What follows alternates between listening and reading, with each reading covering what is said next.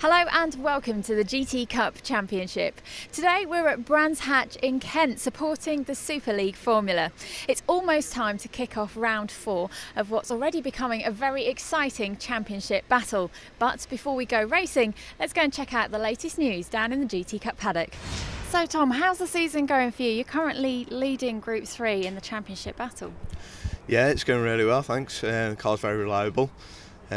Just coming to the circuit, doing as well as we can in qualifying and cracking on with the races. The car's very strong here. Circuit suits the car very well because of the sort of lack of really long straights. And yeah, it's been handling brilliantly all weekend. New car for you, Porsche time. Yeah, new car, new challenge. Well, it's a whole new ball game now from moving up from the Aston. I mean, that was a brilliant car to drive, but it's time to move on to bigger and better things, and that's what the Porsche is brought to the table. You've changed sides out of the Porsche into the Ferrari. How is it? It's good. It's better for me. It's the Porsche is a lovely car. It's a different car, a different animal. It really, really makes you work hard, and the Ferrari is much kinder to the body, so you last longer when you're a bit older and not 21 anymore. It's easier. It's been a difficult year for us so far, and it's about time that we got the right result out of the car.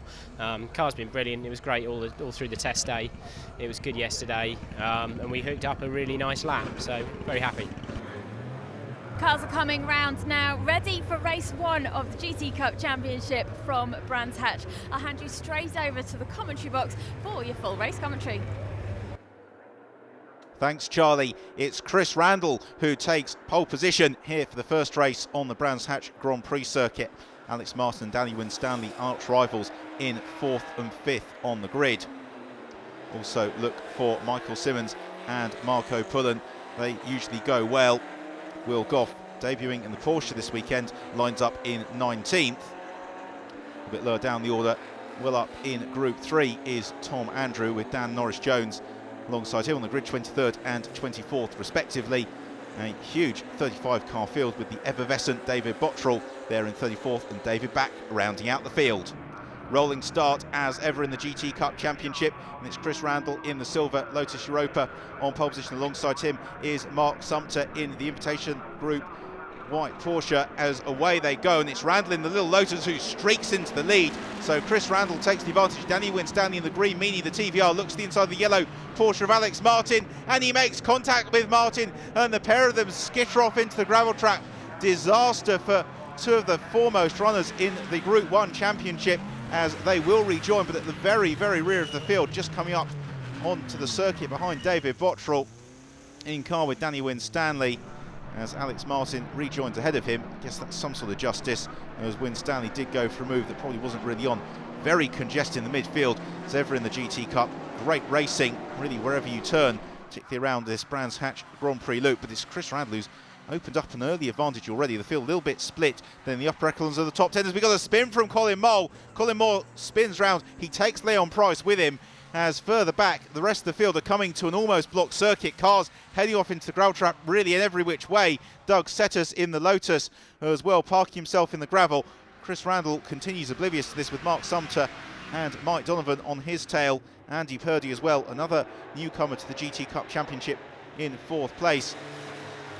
They make their way through Styling's Marco Pullen already on the tail of Keith Webster. They are fighting for Group 2 honours as the safety car Borg goes out, as Doug Setters forlornly there at Surtees, Colin Mole, and also Paul Winter, Winston Graham as well, out in the Marcos, as Chris Randall paces them through to the restart, and away he goes. Beautifully dodged restart there from Chris Randall as he streaks into the lead of the race, also leading Group 1 in car with Colin Broster, as Andy Ruin squeezes through. Not that Colin's really too concerned. He is at the head of Group 2, although Marco Pullen in the orange Ferrari close on him. Pullen looking for the outside of Gary Eastwood, in car with Colin Broster. Hello once more to Andy Ruin. Two Porsches pretty much swapping paint there, as now Broster has got Pullen right on his tail. They are fighting for Group honours, and Pullen, an assertive young driver. Colin Broster, vastly experienced GT racer. This could be a really good battle, particularly as Keith Webster is there, making it 3 cars in a row for Group 2 already on the restart. Gary Eastwood doing what he can to pick his way up through the order. Eastwood, who has switched the Ferrari for this season. He says the car is easier to drive than his Porsche, although the results thus far just aren't quite going his way, as Mark Sumpter is busy putting Chris Randall under pressure. Randall, however, almost as experienced as Mark. The pair of them have been racing in a multitude of machinery for quite some time as they make their way into Stirling's. A brilliant race this, as ever, from the GT Cup Championship. Battles throughout the field as this Group 2 fight exits Stirling's as they accelerate on towards Clearways to complete the lap, and it's still Colin Broster with Marco Pullen right on his tail. It's still at the head of the field. Chris Randall leading Group 1, leading the race, and he has got Mark Sumpter closing on him, although Sumpter at the moment not really quite close enough to challenge Chris Randall for that position. Instead, he's just sitting there on his tail, waiting to see if he can force Randall into an error. Then it's Mike Donovan in third place. Andy Purdy going very well in fourth position, staying right with the leaders, as Sumpter, who is more accustomed to long distance races, there in second position. We've got contact and Broster spins round. Keith Webster there in the mix as well, and well, two of the Group 2 runners coming together, and it's Broster and Webster who've lost out, and Colin Broster in particular stranded forlornly in the middle of the road. Keith Webster continues in the BMW. It looks as if Colin Broster had a helping hand from somewhere. We'll find out whom after the race. This is a good battle going on between the Porsches once more, as we've got Phil Driver and Toby Tarrant-Willis, and they are busy chasing down Nick Foster in his BMW.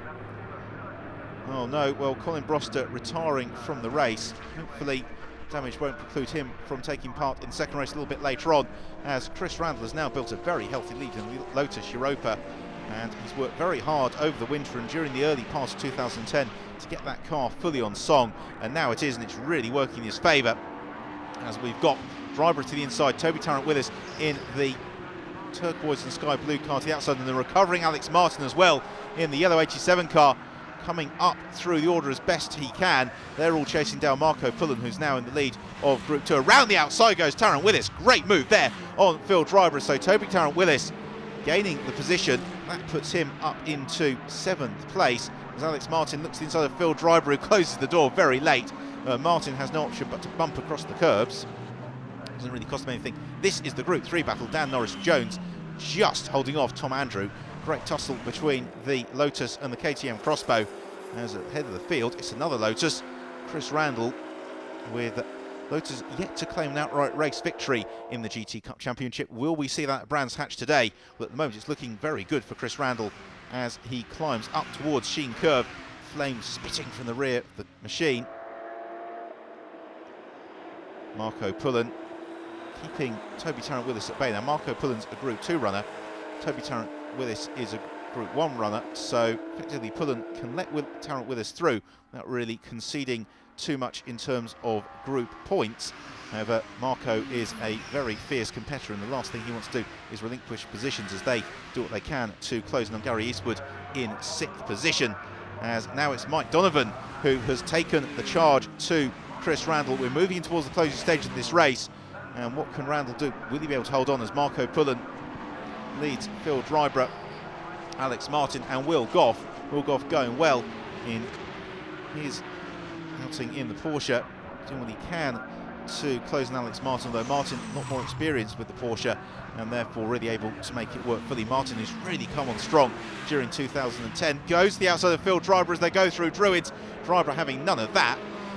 So Alex Martin looks for a switchback as they go down towards Graham Hill Bend. He looks to the inside, but last time round, Driver shut the door very firmly. This time he tries to do it again, but he runs wide. Surely Alex Martin's going to be able to pounce as he's got the inside runs. They go into Surtees, and yes, patience pays off for Alex Martin. He gains the position, and that was very nicely judged. He just forced Phil Driver into the area. It's the final lap of the race, and it's Mike Donovan in the lead. So Donovan has found his way past Chris Randall somewhere out of our sight. So it's Mike Donovan who's in the invitation group who's going to come through and take the victory. Chris Randall, however, will take the Group 1 win and therefore those very valuable championship points as Donovan makes his way through Clark Curve for the final time. He accelerates along Bramham Straight. The checker flag is ready and waiting, and Mike Donovan takes the win in race 1 from Chris Randall, and then Mark Sumpter in 3rd place. Marco Pullen is going to hold on and take the Group 2 honours. He's also going to finish in 9th place overall, so Marco Pullen crossed the line. Well, The overall classification sees the win going the way of Mike Donovan from Chris Randall, losing out at the very end of the race. Mark Sompter and then Andy Purdy, very strong 4th position from him. In terms of the groups, well, it's Chris Randall who took Group 1 honours from Andy Purdy and Andy Ruin. Into Group 2, Marco Pullen taking the win from Michael Simmons and Paul Cope. And then Group 3, Dan Norris-Jones just holding off Tom Andrew and David Bottrell. Well, Chris, you said today was going to be the day where it all come together, and you were right. Well, it's come together. I made a mistake towards the end, so I didn't get the outright win, which was my own fault, and I'm kicking myself. But you know, the car was terrific. Team have done a great job. It's been a great weekend so far. So hopefully in the next race I won't mess it up. We went into Druids. I just got on the power, and he just fell back towards me.